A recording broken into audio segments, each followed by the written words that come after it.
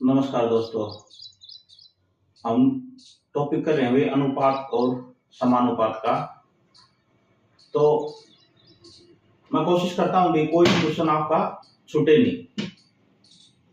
तो थोड़ा सा क्वेश्चन में फर्क आ जाए तो मैं अलग दूसरा क्वेश्चन करवा देता हूँ। सेम टाइप का कोई क्वेश्चन नहीं कराते।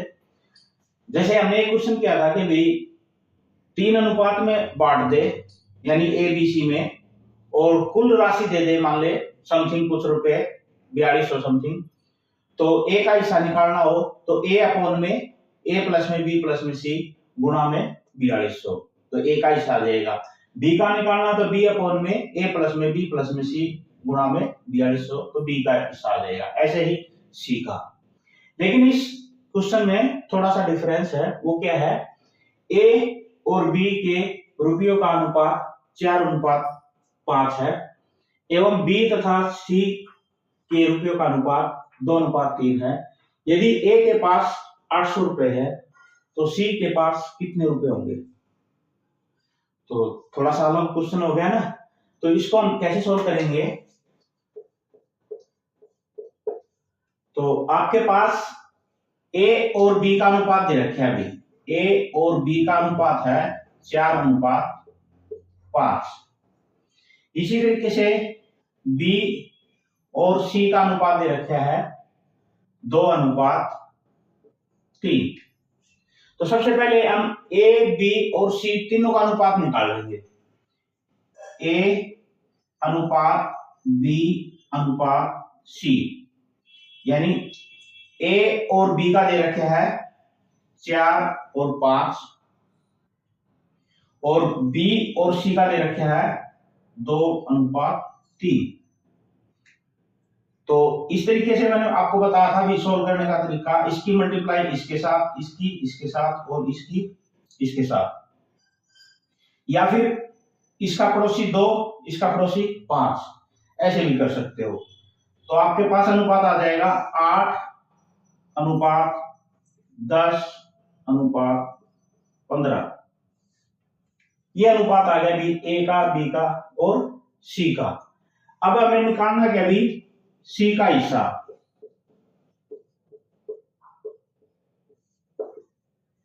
सी के पास कितने रुपए है वो निकालना है। तो सी का जो हिस्सा होगा वो क्या होगा? अभी आपके पास सी क्या दे रखे है? अभी 15, और ए कितना? अभी 8 गुणा में 800, यानी जो सी का हिस्सा क्या होगा? अभी 8 से इसको काट दो, 100 यानी 1500। जो सी का हिस्सा होगा वो कितना होगा? अभी 1500। तो हमने कैसे निकाला? अभी सी का हिस्सा निकालना है तो सी का ऊपर ए का दे रखा है, तो ए का नीचे गुणा में जितने रुपए हैं ए के गुणा में 800, ये काट दिया 15 गुणा 100 यानी 1500। तो ये डिफरेंस था इस क्वेश्चन में और जो कल करवाया था उसमें भी। और देखो वैसे ही और क्वेश्चन, एक अभी हमने जो क्वेश्चन किया था उसमें आपके पास ए बी और सी तीन का अनुपात था। भाई उससे थोड़ा सा अलग ये क्वेश्चन है। ये कहता है एक मिश्र धातु तांबा और जस्ता 7:3 में है। यदि उसमें 10.5 यानी 10.5 किलो जस्ता हो तो उसमें तांबा कितने किलोग्राम है? भाई तो अगर तांबा का पूछ लिया तो मैंने बताया था आपको भाई, जिसका पूछ लिया उसका अनुपात ऊपर, जिसका दे रखा है उसका नीचे, गुणा में जिसका दे रखा है उसका गुणा में 10.5। इसको काट दो।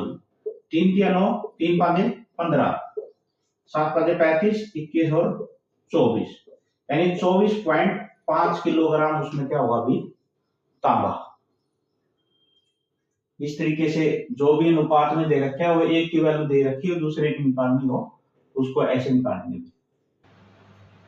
एक अनुपात का इस टाइप का भी क्वेश्चन आ जाता है अभी। तो एक बार तो देखने के बाद ऐसा लगेगा कि ये कैसे निकलेगा। तो प्रैक्टिस मैथ में बहुत जरूरी होती है। अगर आप प्रैक्टिस नहीं करोगे तो आप नहीं निकाल पाओगे। तो तरीके मैं बता देता हूँ, प्रैक्टिस आप कर लेना। तो ये कहता है भी ए और बी का अनुपात जो है वो 2:3 है, बी और सी का अनुपात ये है, तो ए स्क्वायर अनुपात बी स्क्वायर अनुपात बी सी ज्ञात करना भी। तो सबसे पहले हम ए बी सी का अनुपात निकालेंगे भी। ए अनुपात बी अनुपात सी का अनुपात। तो ए बी का दे रखा है आपके पास 2:3, बी और सी का दे रखा है 4:5। वही तरीका इसकी इसके साथ, इसकी इसके साथ, फिर इसकी इसके साथ। तो इसकी इसके साथ करोगे तो ये हो जाएगा 8, 12 और 15। यानी आपके पास ए का अनुपात 8 और बी का अनुपात 12 और सी का अनुपात 15। पूछ क्या रखे अभी, ए अनुपात ए का स्क्वायर बी का स्क्वायर और बी सी। यानी ए स्क्वायर कितना हो जाएगा अभी 64, बी 12 का स्क्वायर 144 और बी और सी की गुणा, यानी 12 गुणा में 15। बी की जो वैल्यू है वो 12 है, ये सी की, तो इसकी मल्टीप्लाई कर देंगे। 15 दूनी 30, 15 एकम 15 और 18 180। अब जो कटता है वो काट दो, 4 पे कट जाएगा 16, 4 की 12 और 4 छिके 24 और 4 चौके 16 और 4 पंजे 20। ये आंसर हो जाएगा भी इसका, ए स्क्वायर अनुपात बी स्क्वायर अनुपात और बी सी का भी ये आंसर हो जाएगा। तो इस टाइप के क्वेश्चनों की हम प्रैक्टिस करेंगे। और किसी को भी कुछ समझ में नहीं आए तो आप मेरे व्हाट्सएप पे पूछ सकते हो।